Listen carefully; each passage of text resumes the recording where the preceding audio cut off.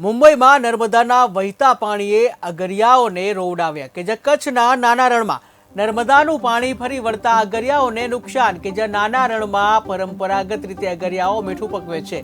કેનાલના વેડફાતા પાણીના પગલે જે અગરિયાના જે પાટા જે છે એમાં પાણી ગરકાવ કે જ્યાં 25 કિલોમીટર એરિયામાં પાણી ફરી વળ્યું। તાત્કાલિક ધોરણે તંત્ર દ્વારા પાણી બંધ કરવામાં આવે તેવી માંગ કરવામાં આવી છે।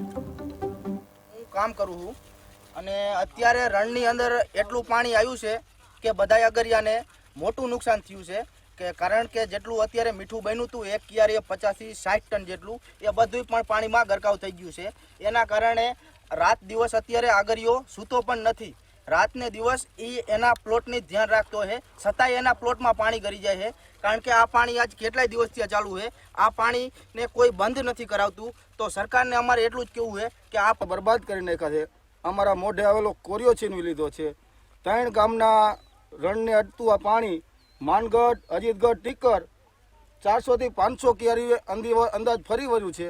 અમારા મોઢે આવેલો કોરિયો છીનવી લીધો છે। હવે સરકારને અમે એટલી રજૂઆત કરી છે કે આ કેનાલનું પાણી બંધ